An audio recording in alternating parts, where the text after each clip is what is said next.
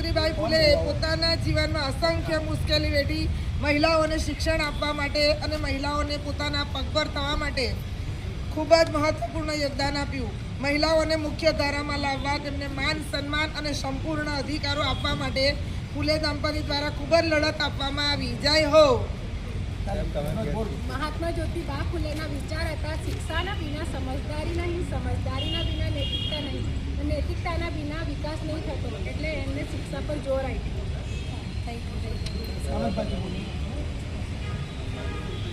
આજ રોજ તારીખ 27/2/2026 ને શુક્રવારના રોજ ભરૂચ જિલ્લાના સમગ્ર પાલી સમાજ દ્વારા મહાત્મા જ્યોતિરાવ ફૂલે અને સાવિત્રીબાઈ ફૂલેને મરણોપરાંત ભારત રત્ન આપવાની માંગ સાથે માનનીય કલેક્ટરશ્રીને આવેદનપત્ર આપવા માટે આજે ભરૂચ જિલ્લાના 5 તાલુકા જંબુસર, આમોદ, ભરૂચ, અંકલેશ્વર અને હાંસોટમાંથી માલી સમાજના પ્રતિનિધિ પધારી અને માનનીય કલેક્ટર સાહેબશ્રીને આવેદનપત્ર આપી અને સાવિત્રીબાઈ ફૂલેને ભારત રત્ન આપવાની માંગ.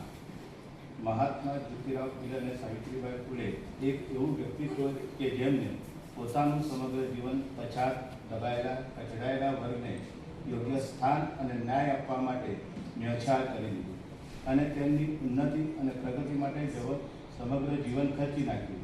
ભારત દેશના બંધારણના ઘડવૈયા એવા મહામાનવ વિશ્વ વિભૂતિ ડૉક્ટર બાબા સાહેબ આંબેડકર મહાત્મા જ્યોતિરાવ ફૂલેને પોતાના ગુરુ માન્યા હતા.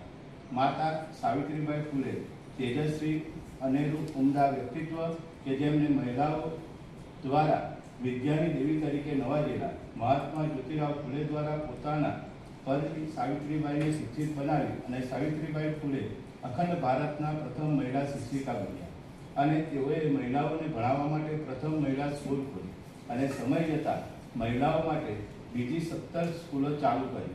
માતા સાવિત્રીબાઈ ફૂલે કવિત્રી હતા અને તેમને કાવ્ય ફૂલે નામનું પ્રથમ કાવ્ય સંગ્રહ પ્રકાશિત કરેલું. ફૂલે દંપતીએ સંયુક્ત રીતે બાળ હત્યા નિષેધ ગૃહ, ખેતમજૂરો માટે રાત્રિ શાળા, મહિલા અનાથ આશ્રમ જેવી અનેક સંસ્થાઓ ખોલવામાં આવી.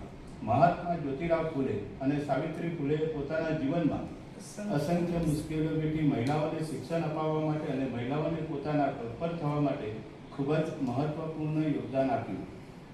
મહિલાઓને મુખ્ય ધારામાં લાવવા, તેમને માન, સન્માન અને સંપૂર્ણ અધિકારો અપાવવા માટે ફૂલે દંપતી દ્વારા ખૂબ જ લડત આપવામાં આવી.